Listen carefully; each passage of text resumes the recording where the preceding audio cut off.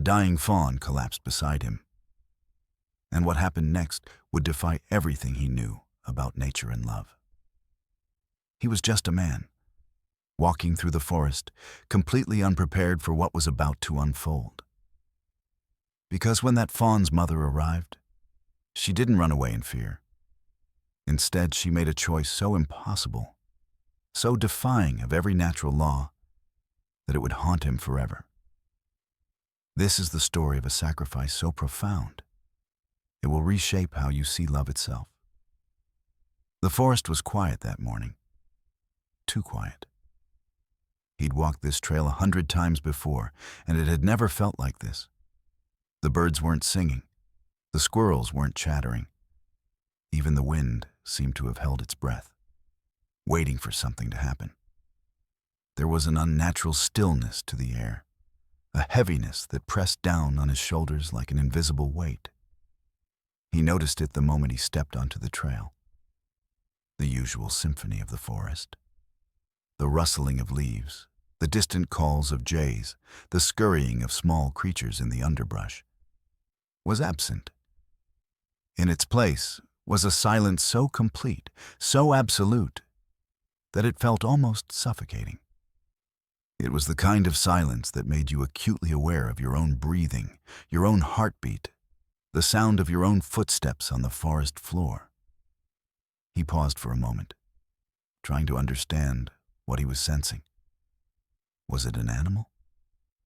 Had something large moved through here recently, scaring away all the smaller creatures? Or was it something else entirely? Something he couldn't quite put his finger on, but that his instincts recognized as significant. He'd spent enough time in nature to know that these moments meant something. The forest had its own language, its own way of communicating danger or change. And right now, that language was screaming at him that something was wrong, but he couldn't quite figure out what.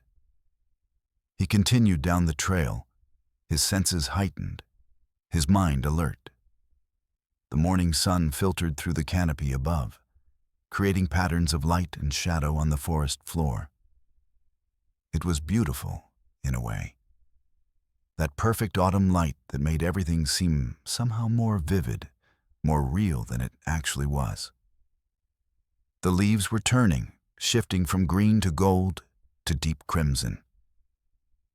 It was the time of year when nature seemed to be preparing for its long sleep, gathering its energy, drawing inward. He'd always loved this time of year. There was something peaceful about it, something that made him feel connected to the cycles of life and death that governed the natural world. But today, that peace felt fragile, threatened by the oppressive silence that surrounded him. He didn't know why he decided to leave the main path that day. Something pulled him deeper into the woods, away from the familiar trail, into the dense thicket where sunlight barely penetrated. It was almost like instinct, like his body knew something his mind hadn't caught up to yet. He'd never been one to ignore his instincts. Over the years, they'd saved him from more than one dangerous situation. So when that small voice inside his head suggested he venture off the beaten path, he listened. The undergrowth was thick here, almost impenetrable in places.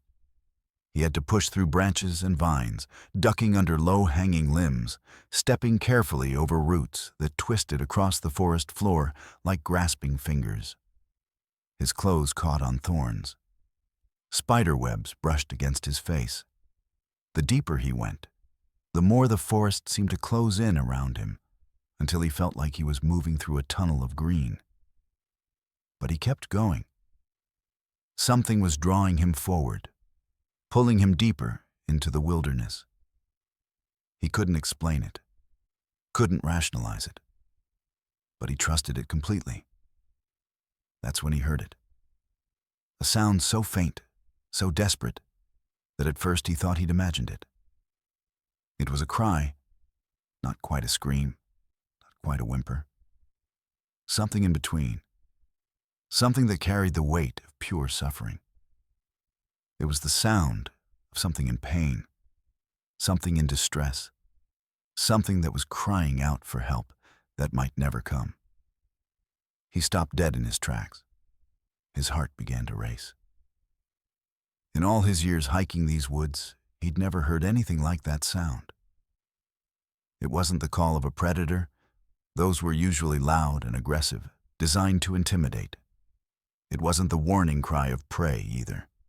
Those were sharp and quick, meant to alert others to danger. This was something else entirely. This was the sound of something dying. The realization hit him like a physical blow. Something in this forest was in the process of leaving this world, and it was crying out. Whether consciously or unconsciously, for someone to hear it, to bear witness to its suffering. He moved toward it slowly, carefully, pushing through the thick brush. Branches scraped against his arms, drawing blood, but he didn't feel it. His entire focus was on that sound, on finding its source, on understanding what was happening in the depths of this forest. His mind was racing with possibilities. What could it be? A deer? A rabbit? Some other forest creature that had gotten itself into a terrible situation? The sound grew louder as he approached, more distinct. It was definitely coming from just ahead, just beyond the next cluster of trees. He could hear the labored breathing now, the desperate gasps of something fighting against the inevitable. He pushed through one final wall of branches, and suddenly the forest opened up. At first, he thought it was a pile of leaves. The color was all wrong for what his brain was trying to process, a deep reddish brown, matted and wet.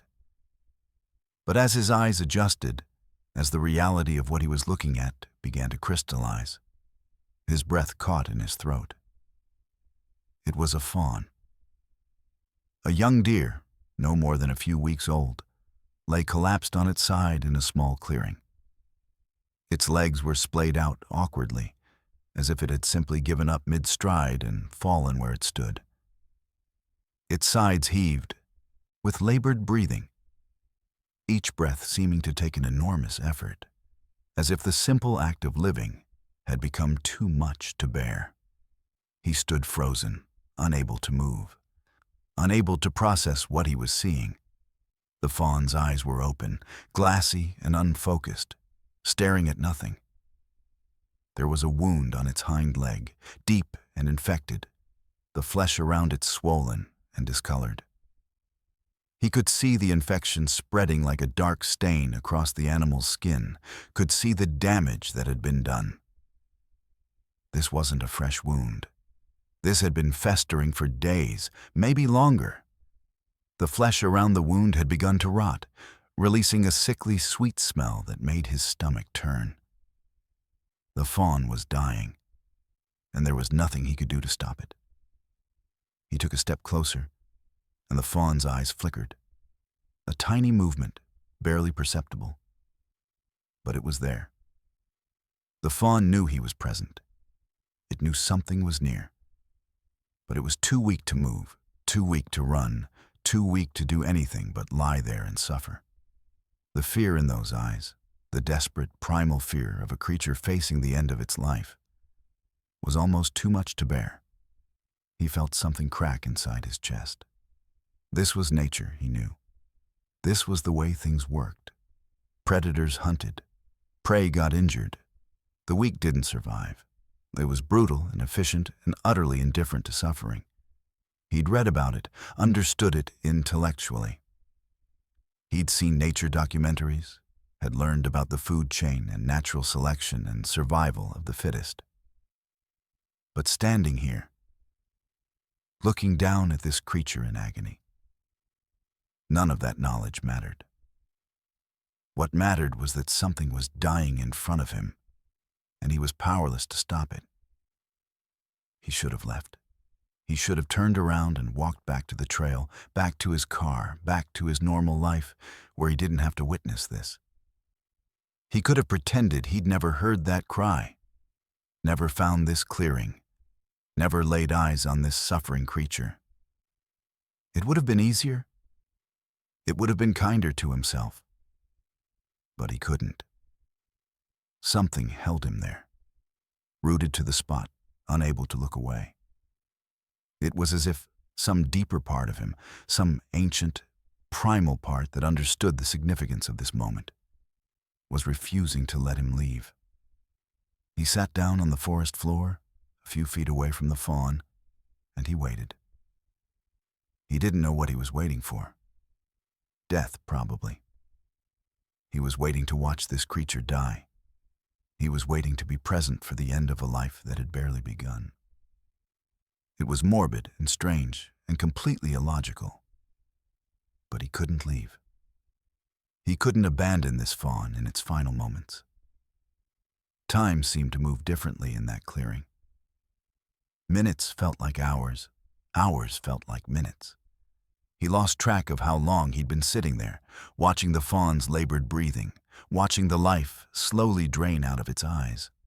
The sun moved across the sky, casting long shadows through the trees. The light shifted from the bright gold of morning to the deeper amber of afternoon. Insects buzzed around him. A bird called out somewhere in the distance. But the fawn remained still, breathing, suffering, dying. He thought about the mother. Where was she? Had she abandoned her fawn? Or had she been unable to save it, forced to watch as her child suffered, just as he was now? The thought filled him with a profound sadness. This fawn had come into the world, had taken its first breath, had learned to walk and eat and navigate the forest. And now, after only a few weeks of existence, it was being taken away. The fawn's breathing grew shallower. Its eyes began to glaze over even more. He could see the life draining out of it, moment by moment, breath by breath. It was happening slowly, agonizingly slowly, but it was happening. There was no stopping it. There was no miracle waiting to happen. This was simply the end, playing out in real time. He found himself crying without quite knowing when he'd started. Tears streamed down his face as he watched this small creature struggle against the inevitable. He felt foolish for it. After all, this was just nature, just the cycle of life and death that governed all living things. But the tears came anyway, born from a place deep inside him that recognized the tragedy of what he was witnessing. The afternoon wore on. The light began to shift toward evening, taking on that golden quality that preceded sunset. The shadows grew longer, stretching across the clearing like dark fingers reaching toward the fawn. He should have left hours ago. He should have made his way back to the trail before darkness fell. But he couldn't bring himself to leave. And then, just as the afternoon light began to shift toward evening, something changed. The fawn's ears perked up slightly. It was barely a movement, barely a sign of life. But it was there. The fawn had heard something in the distance, something that had cut through the haze of pain and exhaustion that surrounded it. He held his breath. He heard it too then. Hoofbeats, soft and careful, but definitely hoofbeats. Something was moving through the forest, getting closer with each passing second.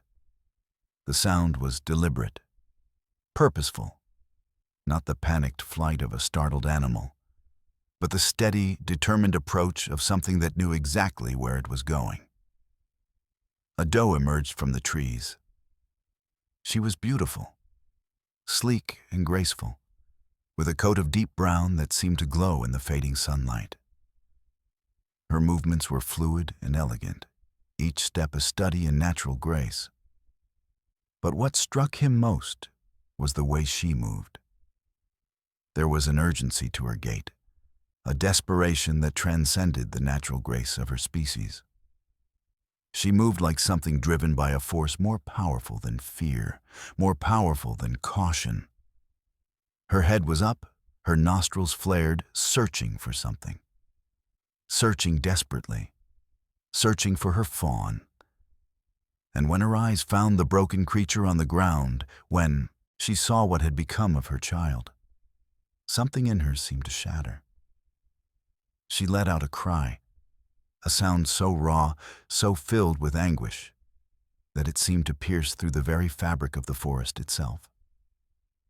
It was a sound of pure, maternal despair, a sound that spoke of love and loss and the terrible knowledge that her child was slipping away from her.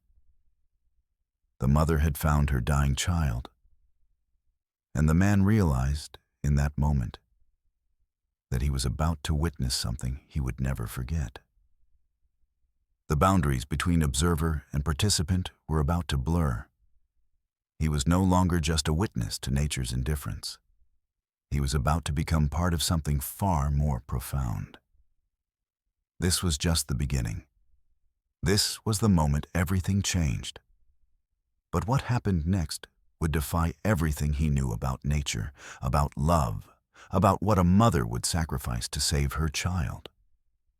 The doe stood frozen at the edge of the clearing, her entire body trembling as she took in the sight of her fawn.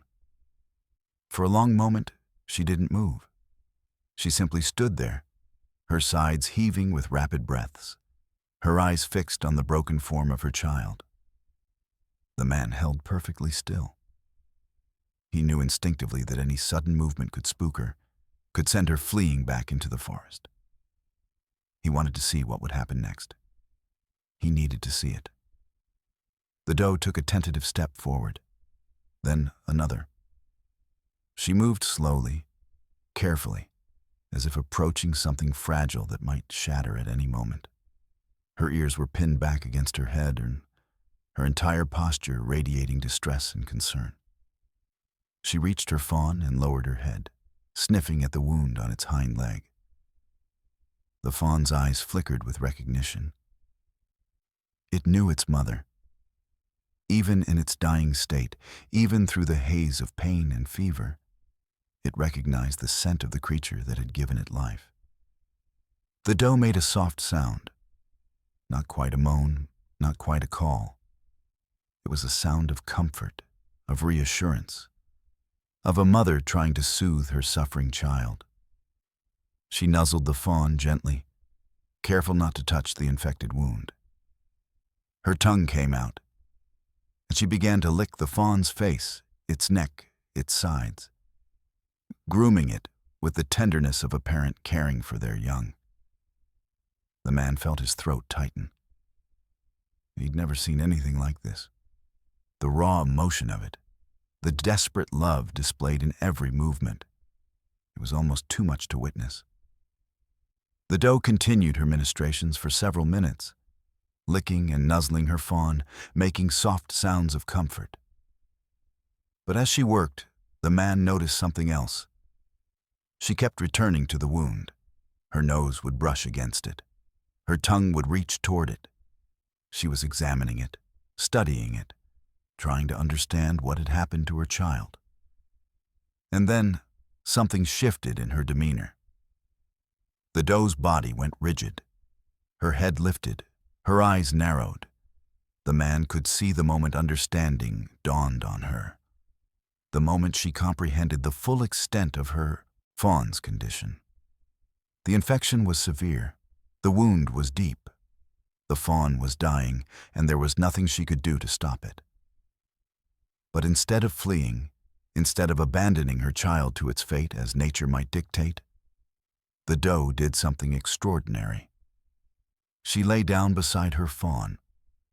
It was a deliberate action, a conscious choice.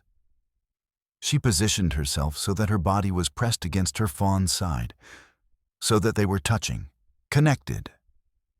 She wrapped her neck around the fawn's body, as if trying to shield it from the world, to protect it even now, even as it slipped away from her. The man realized he was holding his breath. This was maternal love in its purest form. This was a mother refusing to abandon her child, refusing to leave it alone in its suffering. She was staying. She was bearing witness, just as he was. She was saying goodbye. But then the doe did something else. She began to move, not away from her fawn, but against it. She was rubbing her body along the fawn's side, pressing her weight against the smaller creature. At first, the man thought she was simply trying to comfort it, to provide warmth and reassurance. But as he watched, he realized something else was happening. The doe was moving deliberately toward the wound. Her body was shifting, positioning itself so that her flank was pressing against the infected area on the fawn's hind leg. She was applying pressure, steady and consistent, to the site of the infection. The man's eyes widened as he began to understand what was happening. The doe was trying to draw out the infection. It was an instinctive action, something encoded deep in the maternal instinct of the species. She was attempting to do what her fawn could not do for itself. To extract the poison, the infection, the thing that was killing her child. She was using her own body as a conduit, pressing against the wound, trying to force out the corruption that was destroying her fawn from within. The fawn let out a weak cry, a sound of pain mixed with something else. Relief, perhaps? Or simply the sensation of pressure being applied to an already agonized area. The doe continued her work, pressing and releasing, pressing and releasing. Her movements were methodical, almost ritualistic. She was working with a single-minded determination, as if this act of extraction could somehow save her child's life. Time seemed to stop. The man watched, transfixed, as the mother worked on her dying child. He could see the infection beginning to seep out, a dark, viscous fluid that oozed from the wound as the doe applied pressure. It was gruesome and beautiful at the same time. A display of maternal love so profound that it transcended the boundaries between species, between the human world and the animal world. The doe's face was close to the wound now. She was licking at it, drawing the infection into her own mouth, ingesting the poison that was killing her child. She was literally taking the sickness into herself, absorbing it, bearing it, so that her fawn might have even a small chance of survival. The man felt something break open inside him. He understood, in that moment, the true meaning of sacrifice. This mother was willing to poison herself, to take the infection into her own body, if it meant even a possibility of saving her child. She wasn't thinking about her own survival. She wasn't calculating risk or benefit. She was simply acting on the most primal instinct known to nature, the instinct to protect one's offspring, no matter the cost. Hours passed. The light continued to fade. The doe worked tirelessly, pressing and licking, pressing and licking. The fawn's breathing began to change. It was still labored, still shallow. But something had shifted. The desperate quality had lessened slightly. The fawn seemed less frantic, less panicked. Whether the doe's actions were actually helping or simply providing comfort, the man couldn't say. But what he could say was that this mother was doing everything in her power to save her child's life, and she would continue to do so until either the fawn recovered or it took its final breath. The sun was setting now, painting the sky in shades of orange and purple. The clearing was growing darker, the shadows deeper. Soon it would be night, and the forest would transform into something entirely different. Predators would emerge. The temperature would drop. The dangers would multiply. But the doe showed no sign of leaving.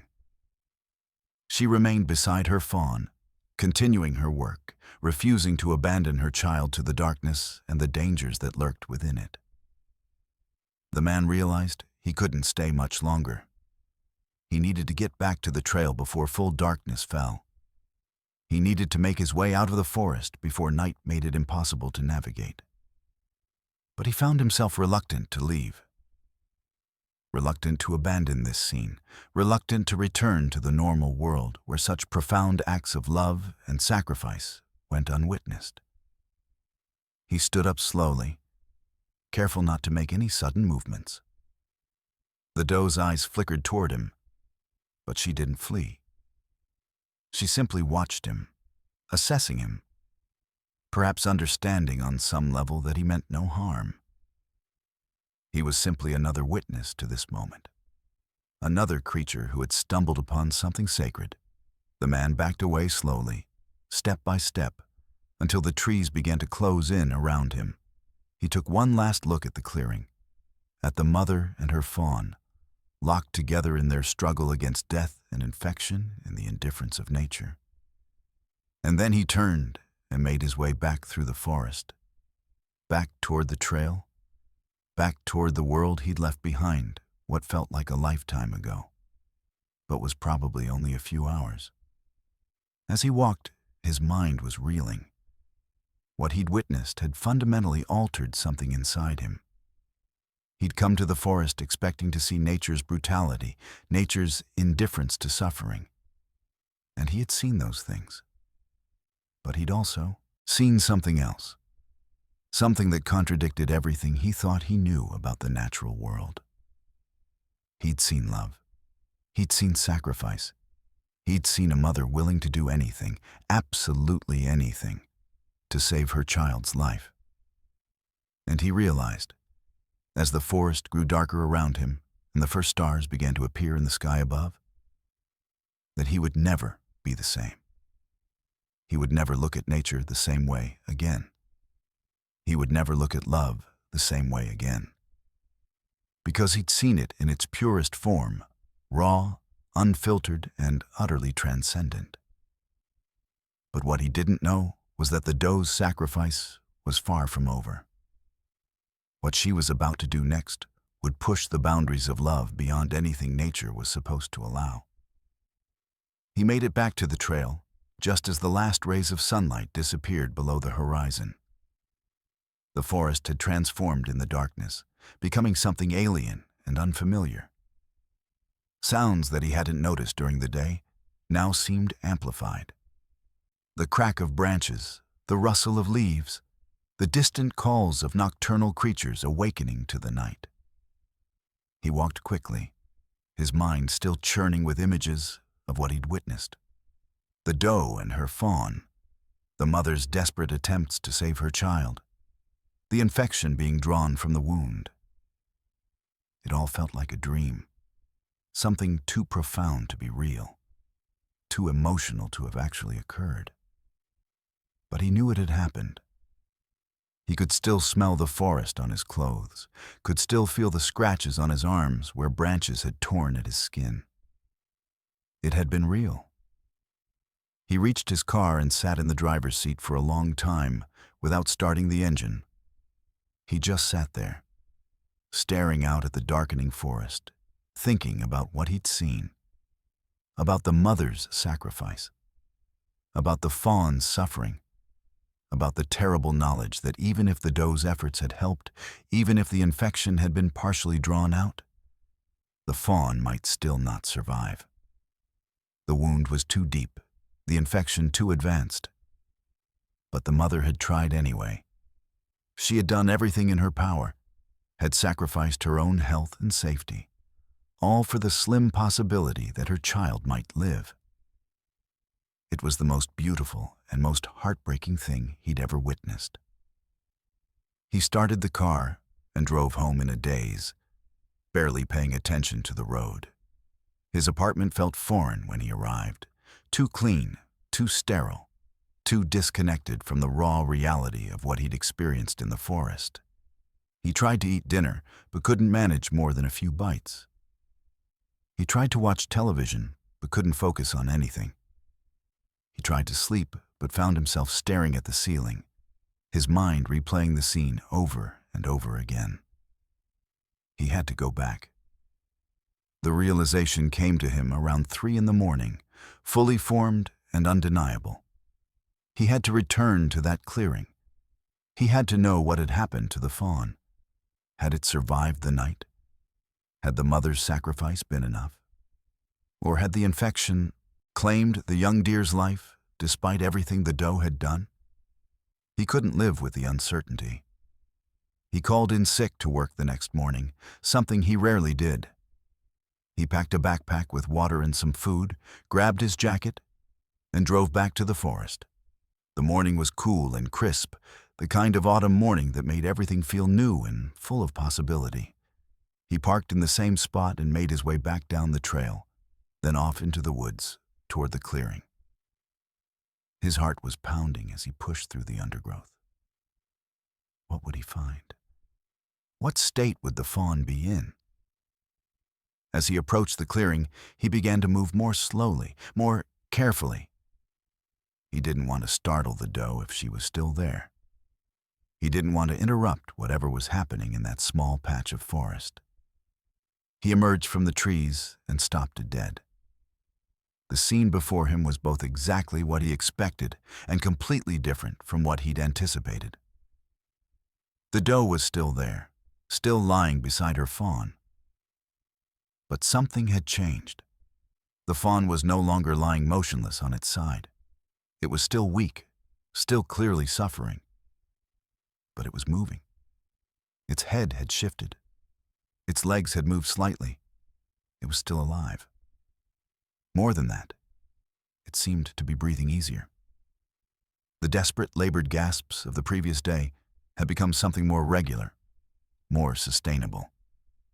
The infection, while still present, seemed less aggressive somehow, less immediately fatal. The doe's work had helped. The man felt a surge of emotion, hope, relief, gratitude, wash over him. Against all odds, the mother's sacrifice had made a difference. The fawn had survived the night. It might still recover. But as he watched, he noticed something else. The doe looked terrible. Her coat, which had been so glossy and beautiful the day before, now seemed dull and matted. Her eyes were sunken. Her ribs were more pronounced, as if she'd lost weight overnight. She was clearly exhausted, clearly weakened by whatever she'd been doing to help her fawn. She had literally been draining herself to save her child. The man realized that the doe must have spent the entire night working on the fawn's wound, continuing to press and lick, continuing to draw out the infection. She hadn't rested. She hadn't eaten. She had devoted every ounce of her energy to her fawn's survival, and it was taking a toll. He could see it in the way she moved, in the way her body seemed to sag with exhaustion. She was running on empty, sustained only by the primal drive to save her offspring. The fawn's eyes opened wider as the man approached, but the doe didn't move. She simply watched him with those deep, dark eyes, as if assessing his intentions. The man moved slowly, carefully, keeping his distance. He sat down on the forest floor, just as he had the day before, and he waited. Throughout the day, he watched as the doe continued her work. She would rest for a few minutes, her breathing becoming shallow and slow, her eyes closing. But then she would rouse herself and return to the fawn, pressing and licking, working to extract more of the infection, bearing the poison into herself so that her child might have a chance to live. The man provided water when he could, carefully pouring it into the clearing from his bottle, allowing the doe to drink. She seemed to understand that he was trying to help. She didn't flee or attack. She simply accepted the water gratefully and returned to her work. By late afternoon, something remarkable was happening. The fawn's breathing had improved significantly. The desperate quality had almost entirely disappeared. The infection, while still visible, seemed to be retreating. The swelling around the wound had decreased. The dark, angry red of the infected tissue had begun to fade. The fawn was going to live. The man felt tears streaming down his face as he realized it. Against all odds, despite the severity of the infection, despite the fawn's initial condition, the mother's sacrifice was going to save her child's life. But the doe was paying the price.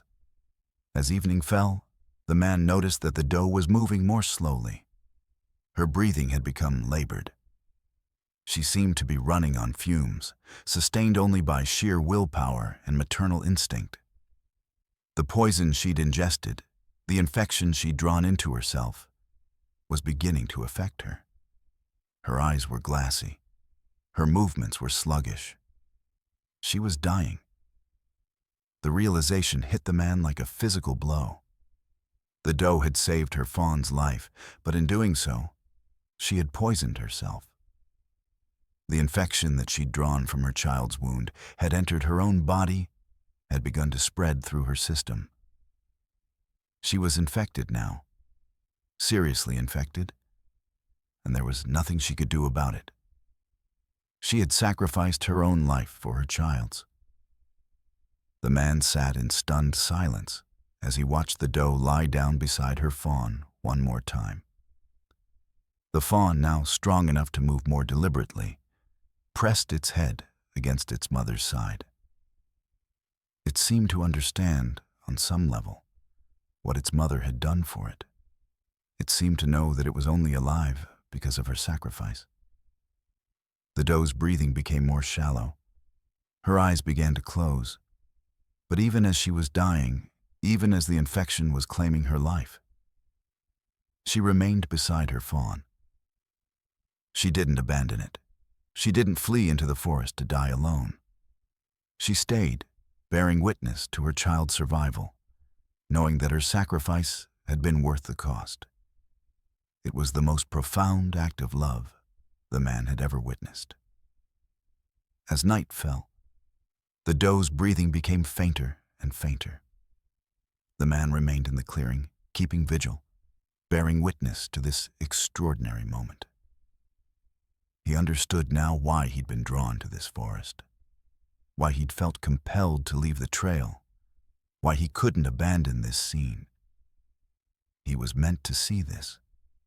He was meant to understand what true sacrifice meant. He was meant to witness the moment when love transcended survival instinct, when a mother chose her child's life over her own. Around midnight, the doe took her final breath. Her body went still. Her eyes, which had been half closed, seemed to focus on her fawn one last time. And then she was gone. The fawn let out a soft cry, a sound of confusion and loss. It pressed its head against its mother's body as if trying to wake her, trying to understand what had happened. But the doe didn't respond. She was gone, her sacrifice complete. The man sat in the darkness, tears streaming down his face, and he wept for the doe. He wept for the extraordinary love she'd displayed. He wept for the terrible price she'd paid. He wept for the fawn, which would now have to navigate the world without its mother. But he also understood something profound in that moment. The doe's sacrifice hadn't been in vain. Her fawn would live. It would grow strong. It would thrive in this forest. And somewhere in the genetic code of this young deer, in the cellular memory of what its mother had done, the lesson would be encoded. That love means sacrifice. That true strength lies in the willingness to give everything for those you care about. That the greatest act a being can perform is to lay down their life for another. The fawn would carry its mother's legacy forward, and through the fawn, the doe would live on. As the first light of dawn began to break through the trees, the man made a decision. He would stay. He would remain in this clearing until he was certain the fawn could survive on its own. He would help it find water. He would protect it from predators if he could. He would ensure that the doe's sacrifice had not been wasted. Because he understood now what he'd been brought here to learn. Love wasn't a concept. Love wasn't an abstraction. Love was action. Love was sacrifice. Love was the willingness to give everything, to endure anything, to bear any burden for the sake of those you cared about. And the doe had shown him the truest form of love that existed. But the fawn's survival was only the beginning of the story. What the man would discover in the weeks that followed would challenge everything he believed about nature, about love, about the boundaries between the human world and the animal world. The fawn stood over its mother's body as the sun rose higher in the sky, casting long shadows across the clearing. The young deer seemed confused, disoriented by the sudden absence of the warmth and comfort it had relied on for its entire life. It made soft, plaintive sounds, calls that went unanswered, cries that echoed through the forest with no response. The man watched from a distance, giving the fawn space to process what had happened. He understood that this was a critical moment. The fawn had survived the infection, had been given a second chance at life by its mother's sacrifice. But now it faced a new challenge: survival without the doe's guidance and protection. The fawn was weak. That much was immediately apparent. It could stand, but only barely. Its legs trembled with the effort of supporting its own weight. The wound on its hind leg, while no longer actively infected, was still raw and tender. The fawn favored that leg, limping heavily whenever it tried to move. But it was alive. And for now, that was enough. The man carefully approached the fawn, moving slowly and deliberately, making sure not to startle it. The young deer's eyes tracked his movement, but it didn't flee. It seemed to understand, on some instinctive level, that this human meant it no harm. Perhaps it recognized the man's scent from the previous days. Perhaps it sensed the compassion in his movements. Or perhaps it was simply too weak and too traumatized to run. The man sat down a few feet away from the fawn and waited. Hours passed. The fawn remained standing over its mother's body, occasionally nuzzling at the doe, as if trying to wake her, trying to convince her to move, to respond, to return to the land of the living. Each time the doe didn't respond, the fawn would make another soft sound, a combination of confusion and grief that was almost too painful to hear. By midday, the fawn had begun to move away from its mother's body, though it never ventured far. It would take a few halting steps, then stop and look back, as if checking to make sure the doe was still there. When it confirmed that she was, it would take a few more steps, then repeat the process. The man realized that the fawn was beginning to accept the reality of its mother's death. It was a gradual process, a slow dawning of understanding. The doe was not going to wake up. The doe was not going to provide food or comfort or guidance. The fawn was alone now. Around mid-afternoon, the fawn's hunger began to overcome its grief. It started to move around the clearing, searching for something to eat. It nibbled at leaves and grass, though it seemed uncertain about what was edible and what wasn't. The man watched as the fawn made several false starts, trying to eat things that were clearly not palatable, spitting them out and trying again. The fawn needed to learn how to survive on its own, and it needed to learn quickly. The man decided to intervene. He carefully stood up and walked to a nearby area where he knew there was clover, a plant that he'd seen deer eating in his years of hiking. He pointed to it, then gestured for the fawn to approach. The fawn hesitated for a moment, then limped over to where the man was pointing. It sniffed at the clover, then began to eat. The man could see the relief in the fawn's movements as it realized it had found something edible. It ate with more confidence now, consuming several mouthfuls of the nutritious plant. Over the next few hours, the man showed the fawn where to find water. a small stream that ran through the forest about 100 yards from the clearing. The fawn was reluctant to leave the clearing at first, as if leaving meant abandoning its mother. But thirst eventually won out, and the young deer followed the man to the stream.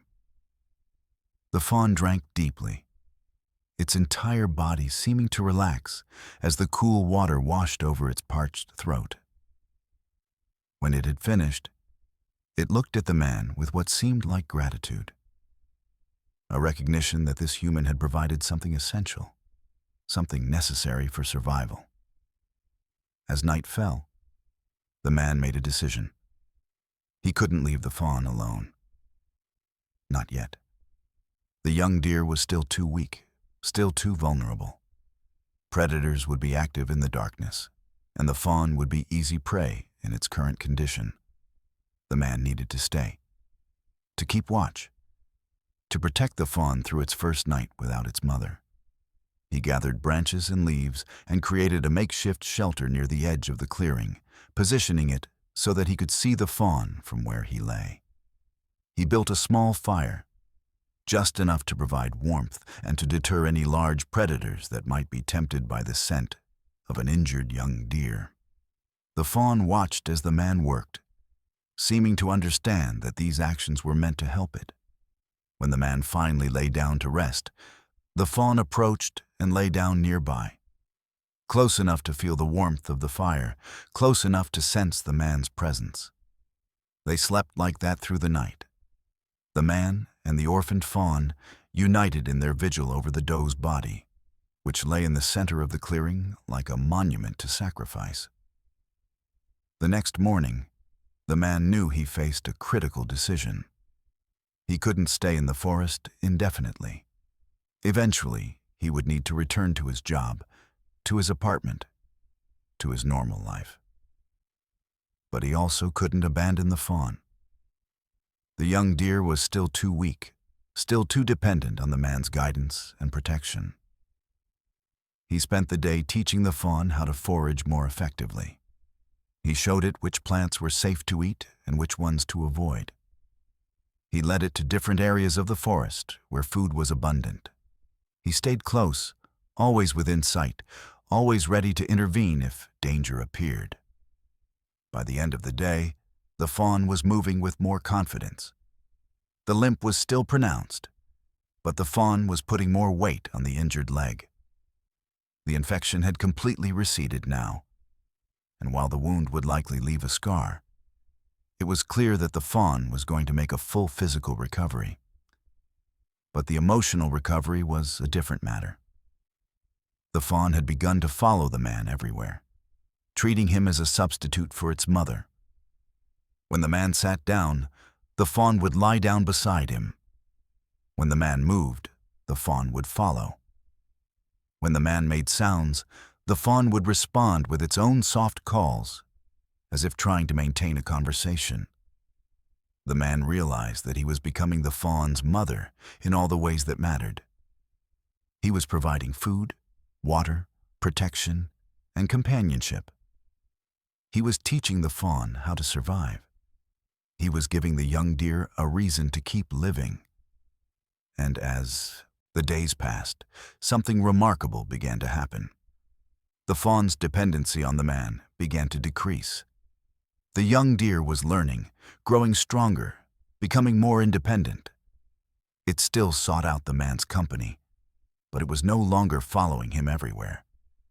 It was beginning to explore on its own, to forage independently, to assert its own agency. By the end of the first week, the fawn was spending several hours a day away from the man's direct supervision, exploring the forest, learning its geography, discovering the resources available to it. But it would always return, always seek out the man's presence, as if checking in, as if making sure that this strange human friend was still there. The man began to make trips back to his car to get supplies. He would leave in the morning and return by evening, always worried that the fawn might be gone when he got back, always terrified that some predator had found the young deer during his absence. But the fawn was always there, waiting for him, greeting him with soft sounds of welcome.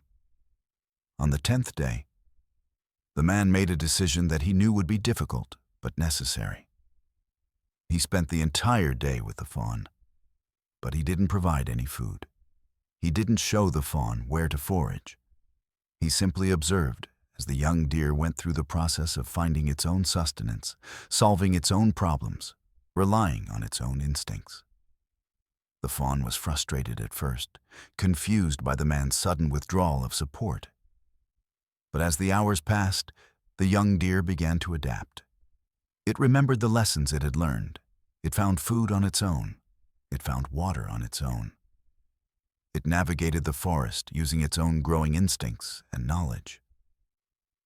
By the end of the day, the man could see that the fawn had begun to understand something fundamental. It was capable of surviving on its own. It didn't need the man's constant guidance and protection.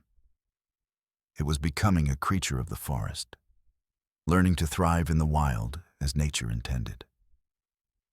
That night, as the man lay by his small fire, watching the fawn sleep nearby, he felt something shift inside him. He understood what he needed to do. He understood what the doe would have wanted. He needed to let the fawn go. The next morning, the man prepared himself for what he knew would be one of the hardest things he'd ever done. He spent the entire day with the fawn, not providing any intervention, not guiding or directing the young deer's actions. He simply observed as the fawn moved through the forest, with increasing confidence and independence. The limp was almost completely gone now. The wound had healed to the point where it was barely noticeable. The fawn was strong, healthy, and ready to face the world on its own. As the sun began to set, the man stood up and walked toward the edge of the clearing. The fawn followed, as it always did. But the man didn't stop.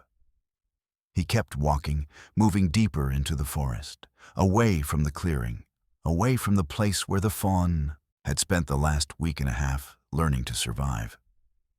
The fawn followed for a while, but then it stopped. The young deer stood in the forest, watching as the man continued to walk away.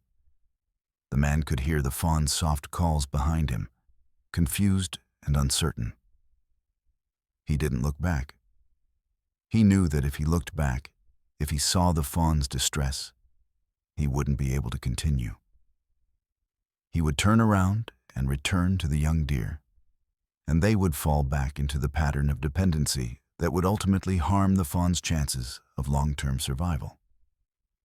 So he kept walking, even as his heart broke with each step. He kept walking until the fawn's calls faded into the distance. He kept walking until he reached the trail. He kept walking until he reached his car. And only when he was sitting in the driver's seat, only when he was certain that he wouldn't be tempted to turn around and go back, did he allow himself to cry. He wept for the doe, whose sacrifice had saved her fawn's life. He wept for the fawn, which would now have to navigate the world alone. He wept for himself, for the profound connection he'd formed with this young creature, a connection that he now had to sever. But as his tears began to subside, he felt something else, a sense of peace, a sense of rightness. He understood that what he'd done was necessary. The fawn was ready. The young deer would survive. And more importantly, the fawn would survive as nature intended, as a wild creature of the forest, not as a human's pet or companion. The doe's sacrifice had been honored. The fawn would live. And the man had been given an extraordinary gift, the chance to witness love in its purest form, to understand the true meaning of sacrifice, to see the boundaries between species dissolve in the face of profound emotion. But as the man drove away from the forest that evening, he didn't realize that his story with the fawn was far from over. Fate had other plans, other meetings arranged, other lessons waiting to be learned. 3 months passed. The man tried to return to his normal life, but he found it impossible. Everything felt hollow, disconnected, meaningless compared to what he'd experienced in the forest. He went to work, performed his job adequately, but his mind was always elsewhere. In that clearing, with the doe and her fawn, reliving those moments of profound connection and sacrifice. He couldn't stop thinking about the fawn. Was it surviving? Had it found a herd to join? Was it thriving in the forest? Or had some predator claimed its life? The uncertainty gnawed at him constantly, a persistent ache that no amount of distraction could ease. Winter came early that year. By mid-November, the first snow had fallen, blanketing the forest in white. The man found himself driving out to the forest more and more frequently, parking his car at the trailhead and walking through the snow-covered woods, searching for any sign of the fawn. He never found it. But he did find other things. Deer tracks in the snow. Scat that suggested the presence of a young buck. Patches of disturbed earth where a deer had pawed through the snow to reach the vegetation beneath. The fawn had survived. The man was certain of it. Somewhere in this forest, the young deer was thriving, was becoming the creature it was meant to be. By December, the man had made a decision. He was going to leave his job. He was going to move closer to the forest. He was going to dedicate himself to understanding the natural world, to learning more about the creatures that inhabited it, to somehow honoring the doe's sacrifice by becoming a steward of the wilderness. It was a radical decision, one that his friends and family thought was insane. But the man couldn't shake the feeling that this was what he was meant to do. The forest had called to him, had shown him something transcendent, and he couldn't ignore that call. He gave notice at his job. He began to look for a small cabin or cottage near the forest. He started researching wildlife biology and ecology, reading everything he could find about deer behavior, about forest ecosystems, about the delicate balance of nature. By early January, he'd found a small cabin about 5 miles from the forest. It was isolated, far from any town or city, but it was perfect. It had electricity and running water, but it was surrounded by wilderness. The man moved in with minimal possessions, setting up a simple life focused on observation and study. He spent his days hiking through the forest, documenting what he saw, learning the patterns of the wildlife that inhabited the area. He saw deer regularly now, does and bucks, young fawns that had been born in the spring. He studied their behavior, their movements, their interactions with each other and with the forest. But he never saw the specific fawn he'd helped. He looked for it constantly, searching for a young buck with a distinctive scar on its hind leg, but he never found it. Until one cold February morning, when everything changed. He was hiking through a particularly dense section of forest, following a trail that he discovered weeks earlier. The snow was deep here, and the going was slow. He was lost in thought, barely paying attention to his surroundings, when he heard it. A sound of distress, a cry that cut through the winter silence like a knife. The man's head snapped up. His heart began to race. He knew that sound. He'd heard it before, 3 months ago, in a clearing deep in the forest. It was the sound of an animal in pain. He moved toward the sound quickly, pushing through the deep snow, his mind racing with possibilities. What was it? Another fawn? Another creature in need of help? He emerged into a small clearing and stopped dead. Before him was a young buck, strong and healthy, with a coat that gleamed in the winter sunlight. Its antlers were just beginning to grow, small nubs on the top of its head. And on its hind leg, visible even through the winter coat, was a scar. A distinctive scar in the shape of an old wound. It was the fawn. The man's breath caught in his throat. The young buck had grown into a beautiful creature. It was easily twice the size it had been 3 months ago, muscular and strong, clearly thriving in the forest. But something was wrong. The buck was limping, favoring its front left leg, and there was blood in the snow around it. The man moved closer slowly, carefully, not wanting to spook the young deer. As he approached, he could see the problem. The buck had gotten its front leg caught in an old wire fence, one of those remnants from when this land had been used for agriculture, long before it had been reclaimed by the forest. The wire was wrapped tightly around the leg, cutting into the flesh, drawing blood. The buck saw the man and tried to bolt, but the wire held it fast. It reared up, struggling against the restraint, making sounds of panic and pain. The man could see the desperation in the animal's eyes, the same desperation he'd seen in the fawn's eyes 3 months ago. History was repeating itself. The man held up his hands, making soothing sounds, trying to calm the panicked buck. "It's okay," he said softly. "It's okay. I'm going to help you." The buck continued to struggle for a moment, but then something seemed to shift.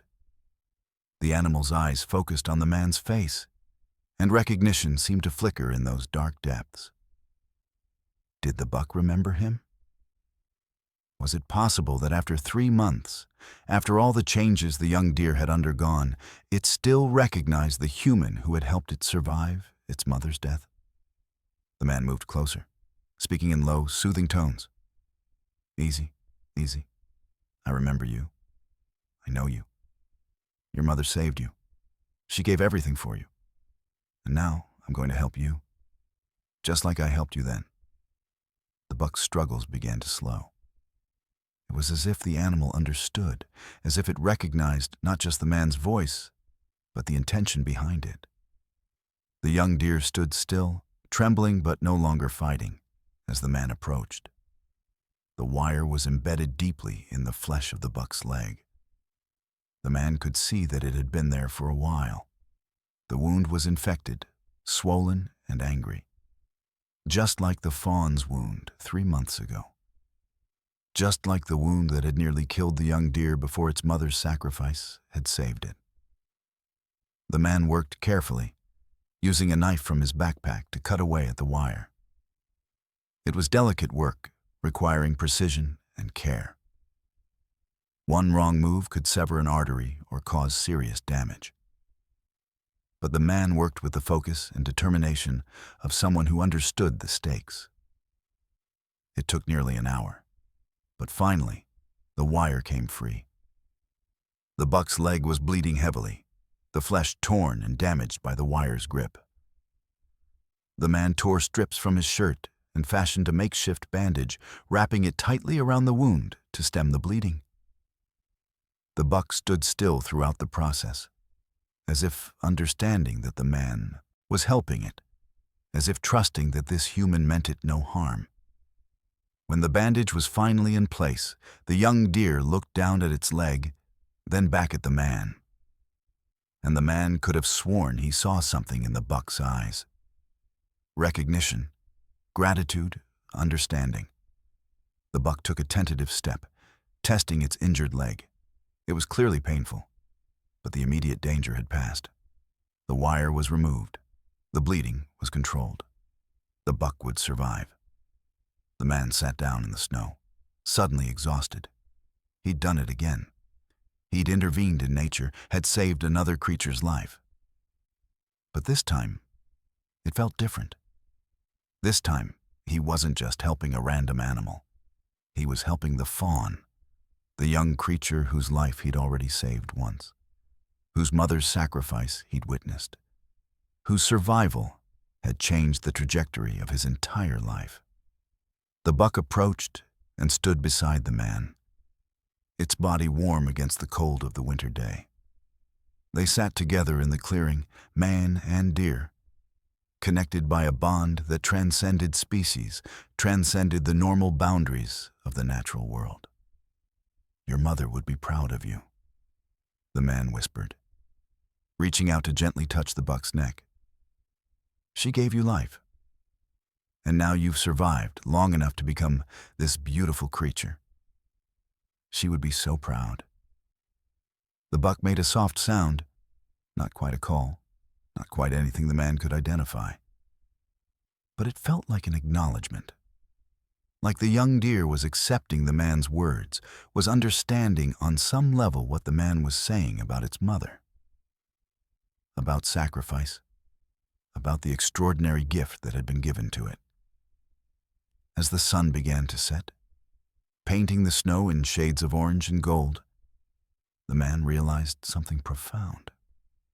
The story wasn't over. It would never be over. The connection between him and this creature, forged in that clearing 3 months ago over the body of a dying doe, was permanent. It transcended time and space and the normal rules of nature. The buck would go on to live its life in the forest. It would grow old, would breed, would pass on its genes to future generations. And somewhere in those future generations, somewhere in the genetic code of the deer that would inhabit this forest for decades to come, the memory of what had happened here would persist. The story of a mother's sacrifice, of a fawn's survival, of a human who had learned the true meaning of love and sacrifice. The man stood up slowly, and the buck moved away, limping slightly but clearly going to survive. The young deer looked back once, and the man raised his hand in a gesture of farewell and blessing. "Live well," the man said softly.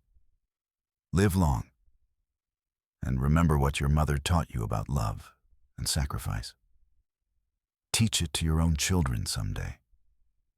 Let the story continue." The buck turned and disappeared into the forest, swallowed by the shadows and the snow. And the man stood alone in the clearing, tears streaming down his face, understanding, finally, that this was what his life was meant to be. Not a life of comfort and convenience, but a life dedicated to witnessing nature's miracles, to honoring the sacrifice of creatures great and small, to serving as a bridge between the human world and the wild world. He had found his purpose, and it had all begun with a cry in the forest, a mother's desperate love, and a young deer fighting for its life. But the man's journey was far from complete. What he would discover in the years that followed would reveal that the forest held even more secrets, more lessons, more miracles waiting to be witnessed. And the buck, the young creature whose life had been saved twice, would play a crucial role in those revelations.